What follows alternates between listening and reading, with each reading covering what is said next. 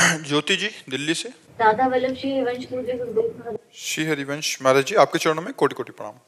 महाराज जी, साधक जब सेवा में रत रहता है या नाम जप करता है तो जो ध्यान, कल्पना और चिंतन होता है, महाराज जी इन तीनों में क्या अंतर है? जो छवि का दर्शन करके ध्यान क्या क्या आप क्या करते हैं? गुरुदेव भगवान, जैसे हम कभी सेवा में रत रहते हैं तो कभी जैसे श्री जी की हमें अब ध्यान के योग्य तो है नहीं उतना कि हम कर पाए, पर जो जैसे करते समय मन में ही आता है कि जैसे वो जो आ रहा है कि कुछ दिख रहे हैं वो थोड़ा थोड़ा, लेकिन वो ना तो अच्छे से समझ आ रहा है, मतलब कुछ। हाँ ठीक है, ठीक। उसे कल्पना नहीं कहते, उसे भावना कहते हैं। और जितना हमारा भजन होता है, जितना पवित्र हृदय होता है, वैसी भावनात्मक झांकी बनती है। वो अभी सत्य नहीं है, अभी वो संपूर्ण सत्य का दर्शन नहीं है, वो हमारी भावनात्मक झांकी है। हमारी पवित्रता के सामर्थ्य के अनुसार वो आ रहे हैं। संपूर्ण सत्य स्वरूप तो जब प्रकाशित होगा तो बेहोश हो जाओगी। तुम्हारी क्षमता नहीं कि उस रूप का दर्शन करके हम सहन कर जाए। बड़े बड़े महापुरुष विकल हो गए, जिनका हृदय प्रेम को सहने के लिए वज्र के समान है, वो विकल हो गए, मूर्छित हो गए। जिस समय प्यारी जू का रूप और प्यारे जू का रूप, तो बड़े बड़े परमहंस विचलित हो गए उनके रूप को देखकर। हमारे आपके हृदय की क्षमता क्या, थोड़ी वस्तुओं में खुश हो जाने वाला, थोड़ी वस्तुओं की हानि में दुखी हो जाने वाला हृदय क्षमता शून्य है। जैसे एक कांच है तो ऐसे मारो तो टूट जाएगा, और एक कांच से गरम ठंडा करते करते उसे बुलेट प्रूफ बना दिया जाता है। तो महापुरुषों का हृदय बुलेट प्रूफ होता है, संसार का कोई दुख तो छू नहीं सकता, और भागवतिक सुख को आराम से सह जाते हैं। वो विकल नहीं होते, वो मूर्छित नहीं होते। तो ऐसा प्रभु का जब रूप आएगा तो एक अलग बात है। अभी हमारी भावनात्मक झांकी बन रही, पर यह भी असत्य नहीं है। ये हमारी भावना के अनुसार वैसा भाव आ रहा है, पर पूर्ण सत्य भी नहीं है, क्योंकि पूर्ण उसे हम साक्षात्कार नहीं कह सकते कि भगवत साक्षात्कार हो रहा है। क्या ये हमें मतलब इससे हम थोड़ा आगे बढ़ रहे हैं? हाँ, ये धीरे धीरे, हाँ धीरे धीरे है। सही चल रही है कुछ? हाँ नहीं, ठीक है। बस चरित्र पवित्र रखो और नाम जप करते रहो। सेवा में भावना जो बनती है भगवान की कृपा है। अभी तो भावना बन रही, फिर मानसिक सेवा होने लगेगी, फिर वही साक्षात जैसा लगने लगता है। फिर पर जो साक्षात्कार होता है वो जीव की जड़ और चेतन ग्रंथि का भेदन करके जीवन मुक्त कर देता है। भगवत दर्शन होते ही उसका आवागमन खत्म हो जाता है। श्याम बिहारी जी। महाराज जी राधे राधे। राधे राधे महाराज जी, आपके चरणों में कोटि कोटि प्रणाम। महाराज जी, आप कह रहे हैं कि आप गौ सेवक हैं। ये कह रहे हैं कि रासायनिक खाद कीटनाशकों के प्रयोग से खेती जहरीली होती जा रही है। महाराज जी, मानव स्वास्थ्य व प्रकृति एवं पर्यावरण पर विपरीत प्रभाव पड़ रहा है। महाराज जी, इन समस्याओं का हल आप कह रहे हैं कि मतलब गौ जो गोबर आदि होती है वैसी खाद हो तो ज्यादा अच्छा नहीं, हम लोगों की खेती में वही पड़ता था, पर अनाज की जो उत्पत्ति है वो 1 बीघे में 8 मन या 12 मन होता था। लोग प्रलोभन के वशात अब 40 मन पैदा करते हैं, उसी में खाद डाल करके। ये जो खाद है ये ऊर्जा शक्ति नष्ट करती है।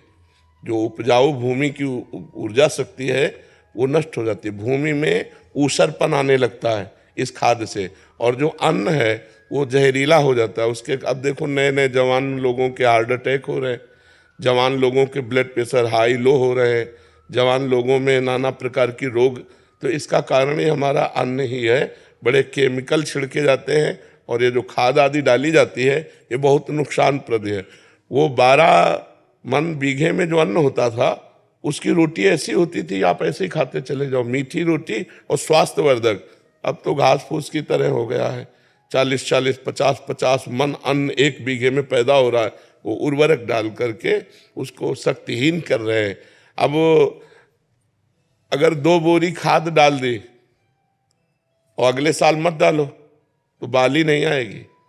और अगर एक बार गाय के गोबर को आप डाल दो अच्छे से तो 3 साल तक कोई उर्वरक न डालो तो आपकी वो भूमि उपजाऊ बनी रहेगी। वैसे ही 3 साल, वो 1 साल तो और व्यतीत होने के बाद और रंग लाएगा, गोबर जैसे सड़ेगा वैसे और। पर अब कोई गाय पालना मंजूर नहीं कर रहा, क्योंकि उसे रुपया चाहिए, अधिक रुपया चाहिए। तो अमेरिकन या भैंस यही पाल रहे। अपनी देसी गाय जो है 2 लीटर, 4 लीटर, 5 लीटर, मुझे लगता है इससे ज़्यादा तो देसी गाय दूध देती नहीं। महाराज जी मैं खुद किसान हूँ, मेरा ऊसर खेत था, घास का एक तिनका नहीं था। गाय पाली, गौमूत्र के लिए पक्का बनाया, मूत्र इकट्ठा किया, गोबर गैस लगाया। हाँ गोबर गैस की स्लरी डाली और गौमूत्र डाला, तो आज रासायनिक खेती से ज्यादा पैदावार हो रही है। हाँ, और बिल्कुल। पूरे देश में 40 लाख से ज्यादा किसान हैं जो रासायनिक खेती से ज्यादा पैदावार कर रहे हैं, और उसमें जीवामृत बनाते हैं जो 3 दिन में बन जाता है गोबर गौमूत्र का। तो जो गोमय बस्ती लक्ष्मी कहा गया है वो इसमें है। और एक साथ 100 तरह की फसलें लेना, तो वर्षा हो चाहे अतिवृष्टि हो चाहे ओलावृष्टि हो, फिर भी 25-50 तरह की चीजें लगी रहेंगी, तो किसान का नुकसान नहीं होगा। जो प्राकृतिक आपदाएं आती थी तो किसान पर मतलब नष्ट हो जाता था। अब वो स्थिति महाराज जी नहीं है। आपके माध्यम से हम चाहते हैं कि नहीं, इस बात में हम भी राजी हैं। इससे हमारी समाज में थोड़ा अन्न भले कम हो। महाराज जी इसमें ज्यादा पैदावार हो रही, लोगों को जानकारी नहीं है बस। अच्छा, हाँ, हम लोग जो लोग आधारित खेती कर रहे हैं वो एक साथ साल भर में 100 तरह की चीजें पैदा कर रहे हैं, तो टोटल प्रोडक्शन जो है केमिकल फार्मिंग से ज्यादा आ रहा है, लागत कम हो रही है और महंगा बिक रहा है। और खेती सुरक्षित है। खेती सुरक्षित और आने वाली पीढ़ियां सुरक्षित है। बिल्कुल बिल्कुल। पानी महाराज जी केवल 25% लगता है, हाँ, इसमें पानी बहुत कम लगता है। रासायनिक खेती में ज्यादा पानी लग रहा है, खेती की लागत बढ़ रही, केमिकल पे सब्सिडी बढ़ रही। तो महाराज जी आपका और सबसे ज्यादा है कि अन्न भी सैला हो रहा है अन्न विषैला और वही हमें खाना है।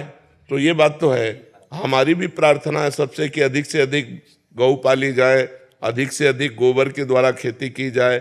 जहां तक हो सके खाद ना डालो, फिर अन्न जो है वो स्वस्थ रखेगा आपको। और आजकल दूध भी जितना है वो पावरहीन हो रहा है। अपनी गाय का, जो देसी गाय का आप दूध दूह के रख दो तो देखोगे उसमें स्वर्णिम आभा आएगी। महाराज जी वो स्वर्ण क्षार होता है उसमें। हाँ, वो अन्य अन्य दूधों में नहीं आएगी।